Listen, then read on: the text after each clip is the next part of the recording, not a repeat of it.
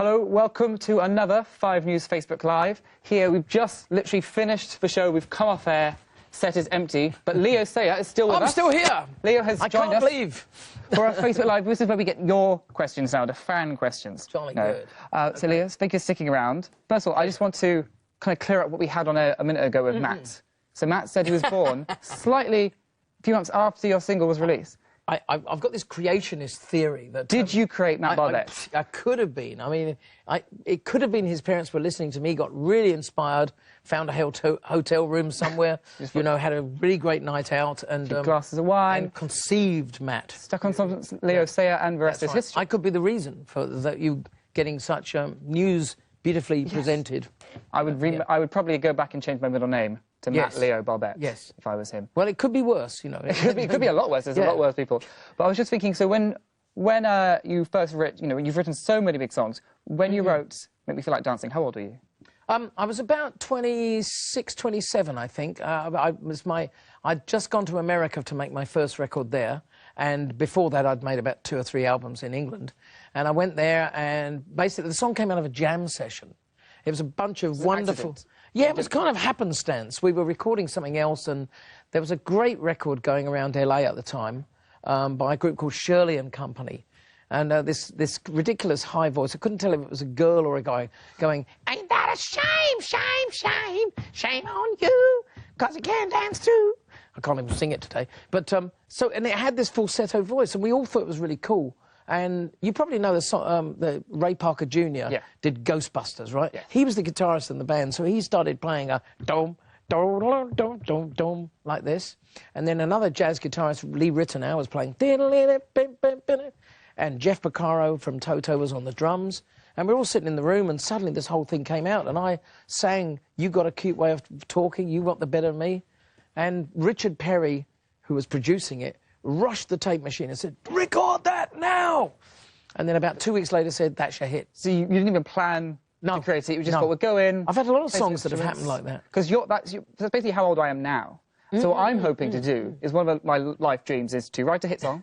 Yeah, you can do it. Write a hit song. Line sign language, because that seems like a good idea. Sign language and a hit song would be very good for the video. And meet one of the Muppets. And you've been on the Muppet Show, and you've had a hit song. So quite frankly... I don't know sign language. It's 2 out of 3 here. Yeah, OK. But it's all an accident, so there's no formula. Just happened to be the Muppets were great fun to work with, it must be said. It was absolutely outrageous. Well, what happens is, if I can stand up a moment, I could tell you, actually, I could show you. The guys... if I'm standing here, OK, we'll just lift that camera up magically like that. If I'm standing up there, you would be on here. OK.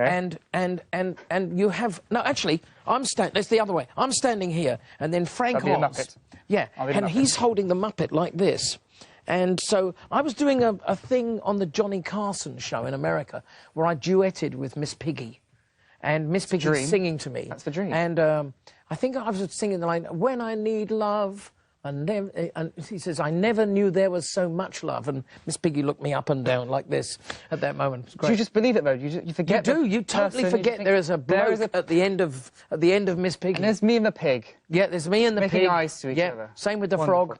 We've got loads of comments coming in now from Facebook. Thank you so much. We've got them going. Come on. A lot of people asking you to come to Brighton. They want you to come to Norwich. Are you coming back to the Isle of Wight again soon? We're doing Southampton, I think. We're on this tour. We start off in Glasgow on Friday, and then we're coming on down the country. We're doing Wimborne as well down there. So, and Mark King from Level 42 is an old mate of mine. Is coming to the Southampton show, which is great.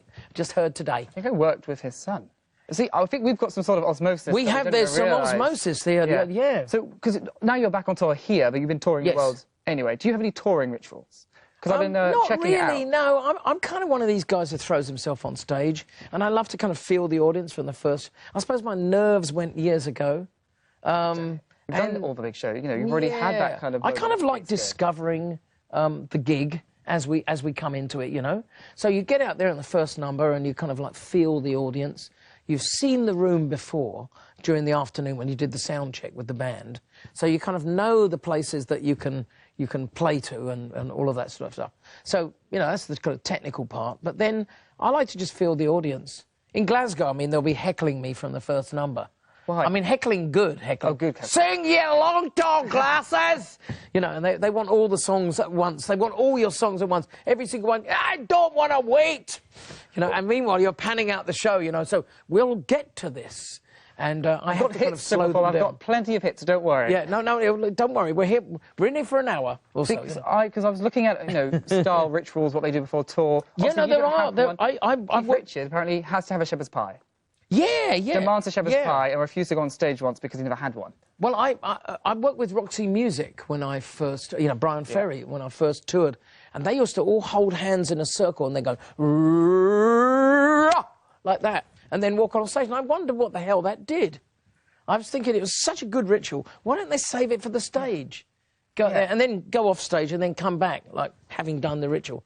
I think you should involve the audience in your rituals. Yeah, so everyone feels like you know, it's unique to them. Yeah, sure. I don't know what I do. I mean, you know, I like to have a big poo, I suppose, before the show. Well, that helps, you know. I mean, that's the kind of thing you do, you know. Well, you know, but clear it up, yourself as well. You know, get ready for it. Nothing worse than a congested dance. I drink ginger tea as well, so I cut stem ginger into a pot, and which helps me poo. No, and add honey and lemons to that, and that's when I drink on stage because it's anti-inflammatory. And there is a ritual actually.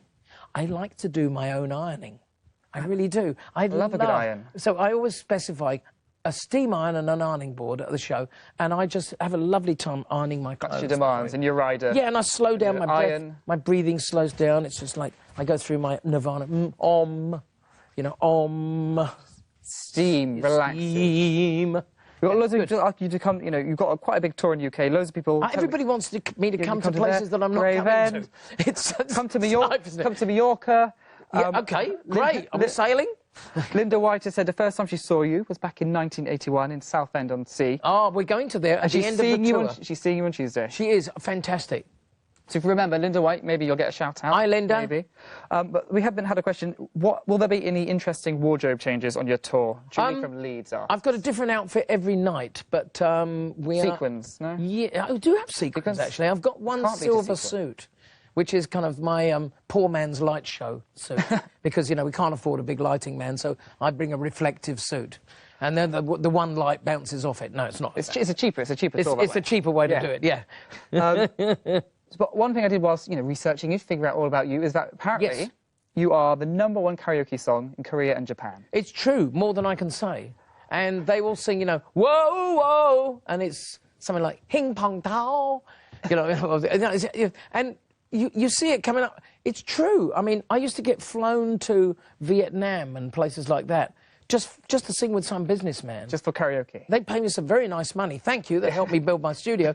And I'd just go and do a karaoke song with them. And then sing it again, Leo. So you do maybe 20 songs a night, you know. I mean, at least you know it's like, it's kind of like... It's great. It's got me into China. They love it in China. I played an Olympic Stadium in Chengdu, and there were 85,000 people there singing that song. It was very moving, actually, you know, and singing it in English as well. So it was like almost an English lesson.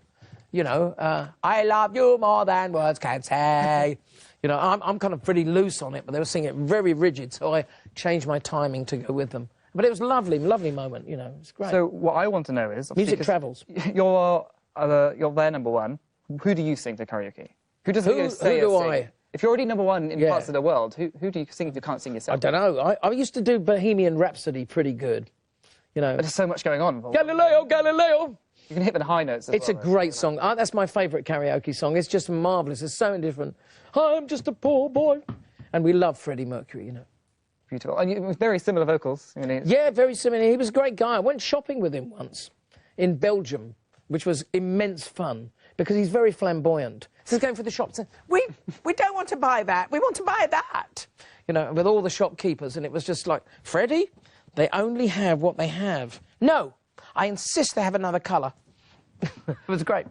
I kind of wish I, you know, had the chance to even find a time machine to go back and even meet Freddie Mercury. But, yeah, they were good days. I mean, we were very lucky in the 70s. We had a very competitive entertainment industry, you know, wonderful people.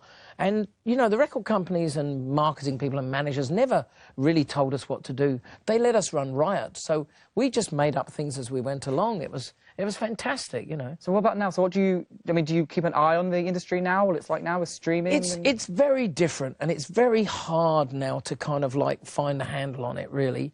And streaming's good. I mean, I do believe that music should be as free as possible. But at the same time, the crazy thing is, my studio is maybe costs £1 million with all the equipment in it, and I'm selling a record that's going to basically make 25p. So it's kind of, you know, is that weird or what, you know? But hey, you know, we've all had great days in this music business, and, you know, it's any way you can... Look, I'm 69 on May the 21st, and to be hanging in there with the young blokes is fantastic. So I'm a competitor. So of the young blokes, is there anyone in the industry now, any charts now that you look up to? I like Ed Sheeran. I think he's really good because I think he's his own man, you know. And there's a few of them that are really cool. And there's people coming out, and Lorde, you know, the singer from New Zealand. Yeah. She's so cool because she's like a new Kate Bush, and I loved Kate at the time because she was inventive and completely different. And people like Lorde are very interesting, you know, and you always get interesting people that come up. But usually the ones that are interested are their own girls or their own man. You know, they're very much self-invented. Of themselves, singer-songwriters. So I kind of like the self-invented ones, you know.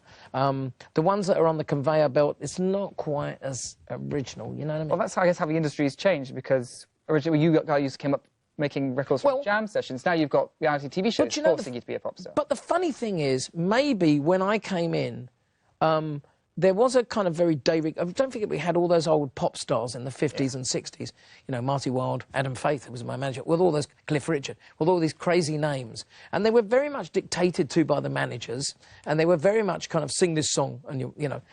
Even when the Beatles started, that's what they were doing. Yeah. So the thing was very regimented. So we were the revolution that kind of came in after that, the singer-songwriters and the pop and glam artists. We were a kind of completely different thing.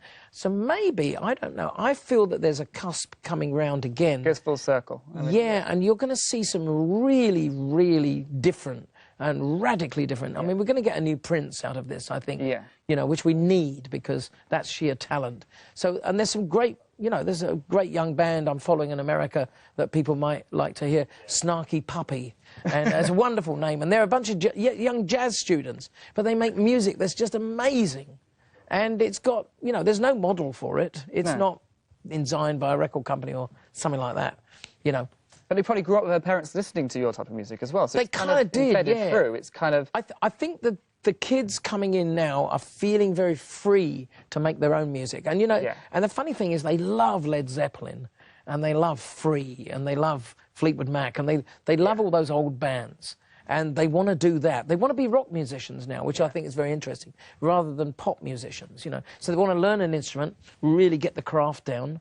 And funny enough, they close all the music shops. Now everybody's buying it online. And the business of selling instruments has gone... through the roof. Yeah. Like vinyl. Look at that coming back, you know. Yeah, I was wondering, is vinyl, is it just because... Who's coming in? Who's coming in? We've got Lydia. Who's got... Lydia hello, says hello, Lydia. she's from Wales. Hello, Lydia from Wales. Paul really wants... He says, love you at Chelsea. Oh, Chelsea, he'll come in, yeah. Chelsea, yeah. It's a good place. We're going to be there. Jackie Wade says you look good for 69. Oh, thank you, Jackie. And I can... up close, I can definitely... You know, definitely, yeah. There's a lot of makeup, but it's good, you know. You still got the hair. I know. I can't get... My dad died with a full head of hair at 74. And, you know, so I'm chasing him. But he had the fringe all the way, even better than mine, actually. Julie Deacon asks, of all your songs, what's the favourite to sing? I love Giving It All Away. You know, the one, I Was Just a Boy, that Roger Daltrey covered at the start. And I think because it's kind of gone full circle, I still feel like that guy in the song. I was kind of angry when I wrote it, because I felt frustrated that my manager was making me do 1,000 shows before he'd let me kind of make a record. So I kind of wrote it in a way of anger, but it's kind of like, it's a statement of, you know, I'm going to stand up for myself. And is that a highlight of a show for you? Yeah, it's kind of one of the moments, yeah. But they're all like chapters in a book, you know. Everything balances out. So from Thunder in My Heart to The Show Must Go On to Can't Stop Loving You to Have You Ever Been in Love, Orchard Road, More Than I Can Say, One Man Band. Oh, there's so many of them. Janet just says she loves Orchard Road. Oh, thank you, thank you. Love Snarky Puppy. Steve, There you go, Snuggy Puppy, go on. Steve says you have They to... don't even sing. Steve wishes you'd have a great tour. Jolly good, Yeah, we thanks, will, Steve. we will. Thanks, So, Steve. you're still writing now. Is there anyone you would like to write Yes. for? Because you've written for some great people already. Actually, the funny thing is I've kind of locked myself away and I'm making an album at the moment which is really all me. There's no credits on it, it's just me playing everything. Thank God for computers. We can manipulate things now and make amazing things with that, you know. So I'm calling it Selfie. Selfie. Yeah, everybody's going to nick my title now, but it's Selfie, and next year when it comes out, I'm going to be 70, and I find it kind of ironic that at 70 years old, I'm looking at the other people in the studio here. At 70 years old, I'm going to be making a record that hopefully will compete in the charts with 18 and 20-year-olds. Well, I feel like that's almost an exclusive, though. You know, new album, Selfie. It's a brilliant title. Yeah, Which means I can't call my pop album that anymore. You can't, no, I have the formula God, to make a pop song. But I'm sorry about that. anyway, I hope you have the best of luck with it. Thank you so much You for could joining call us. yours Shelfie. Shelfie. And I know there's nice Shelfie. shelves in there, you know. Be sitting on a shelf, you know. Yeah. Thank you so much for joining us. Leo, I think Or Sheltie, with a Sheltie. dog, a puppy, or a... is that a pony? Sheltie? Shetland pony. I could be on the pony on the album cover. I like Shetland that. pony. That will run for me. There we go. Do you want me to do the art? Do you take the photo? I'll do the art. Maybe throw a song my way as well. Absolutely, Because yeah, I don't know yeah. if I can write any. No problem. I don't can write play you any some songs. instruments. No problem. Yeah. Sheltie. Sheltie. Watch out. Sheltie next year. Sheltie and Selfie. What's your stage name? At the moment, it's just Craig, but we'll see what we can do. Clever Craig. Clever Craig. With Sheltie. Sheltie. Just bring back Todd of Pops and I'm set. Thank you so much, Leo, for joining us. Pleasure. Thank Thanks, you Craig. so much to you Excellent. guys for all of your comments. Leo is on tour. Thank you so much. Go to his website to find out all about his tour in the UK. If you want to find out more about our Facebook Lives in the future, you have to like our 5 News Facebook page and you'll be the first one to know who we're joining us. And you'll see me coming onto it with my Leo Sayer page as well, so you can join me there as well. Thank you for joining us. Have a good evening. Sheltie. Sheltie. I like that. I need to find Clever Craig.